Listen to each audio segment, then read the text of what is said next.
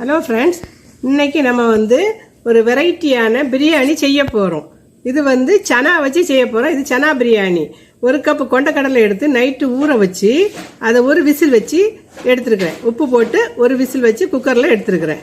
அதுக்கு கூட நம்ம ஒரு பல்லாரி வெங்காயம், பெரிய வெங்காயம் வெட்டி வச்சுருக்கிறேன். ஒரு பெரிய தக்காளி, பச்சை மிளகு 3, இஞ்சி பூடு பேஸ்ட்டு, ஒரு ஸ்பூன் கரம் மசாலா, பட்டை கிராம்பு ஏலக்காய் தாளிக்க, பிரியாணி மசாலா ஒரு ஸ்பூன், மல்லிப்பொடி ஒரு ஸ்பூன், அரை ஸ்பூன் வத்தல் பொடி, இதெல்லாம் சேர்த்து பிரியாணி செய்யலாம். அதுக்கு கொஞ்சம் மல்லி இலையும் கொஞ்சம் புதினா இலையும் எடுத்துருக்கேன். கொஞ்சம் கொஞ்சம் போகுது ஃப்ளேவருக்கு வேண்டி. 2 கப் ரைஸில் நான் இப்போ சனா பிரியாணி செய்ய போகிறேன். எப்படி செய்யலாம்? இப்போ சனா பிரியாணியை நம்ம குக்கரில் செய்ய போகிறோம்.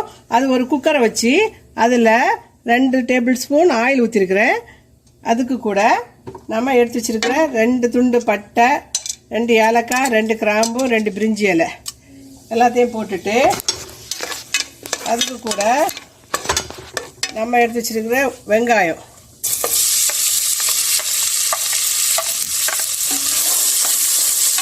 வெங்காயத்தையும் வதக்கி கூடவே பச்சை மிளகாயும் சேர்த்துடலாம். லேசாக வதங்கின பிறகு நம்ம இஞ்சி கூட சேர்த்தோம். இஞ்சி கூட உள்ளி போட்ட பிறகு சேர்த்தா குக்கரில் ஒட்டாது. ஃபஸ்ட்லேயே நம்ம இஞ்சி கூட போட்டால் குக்கரில் ஒட்டும். அதனால அடிப்பிடிக்க வாய்ப்பு இருக்குது.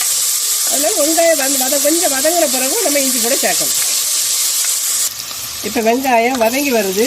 இதுக்கு கூட நம்ம எடுத்து வச்சுருக்கிற இஞ்சி பூடு பேஸ்ட்டு அதை சேர்த்து ஒரு ராஸ்மல் மாறின உடனே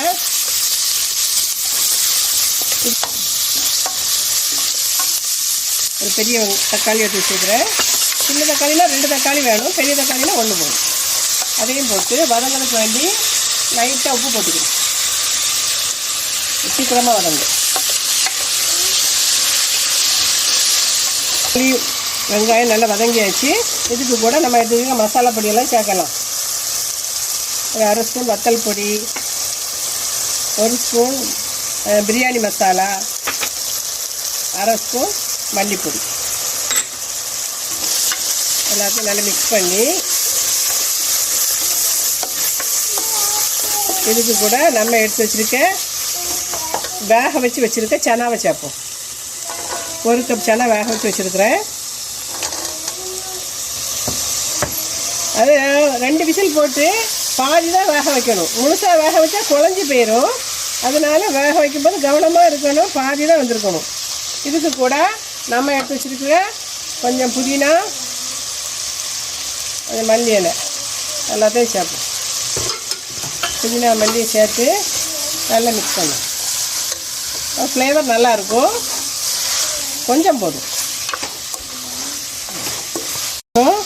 நம்ம ரைஸுக்கு தேவையான தண்ணி ஊற்றுவோம். 1க்கு 1.5 தண்ணி ஊற்றணும். 1க்கு 1.5 தண்ணி ஊற்றினா கரெக்டாக இருக்கும். 2 ஊற்றக்கூடாது. குக்கரில் வைக்கிறதுனால நம்ம பாஸ்மதி ரைஸ்லேயும் செய்யலாம், சாப்பாட்டு ரைஸ்லேயும் செய்யலாம்.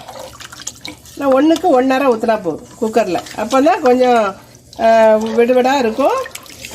பிரியாணி உதிராக இருக்கும் ரைஸ். இதுக்கு தேவையான உப்பு போடும்.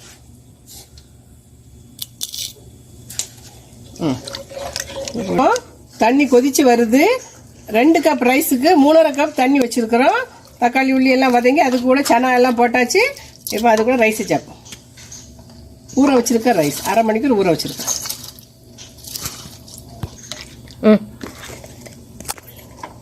இப்போ நம்ம அரிசியெல்லாம் போட்டாச்சு. குக்கரை மூடி 3 விசில் இல்லைன்னா 2 விசில், உங்கள் அரிசிக்கு தக்கன வச்சுக்கிடுங்க. நான் 3 விசில் வைக்க போகிறேன். குக்கரை மூடி 3 விசில் வச்சு எடுப்போம். இப்போ குக்கரில் ஸ்டீம் அடங்கி நம்ம 3 விசில் போட்டு சனா பிரியாணியை திறந்து பார்ப்போம் எப்படி இருக்குன்னு. ஆஹா, சூப்பராக வெந்து இருக்குது. உதிராக இருக்குது.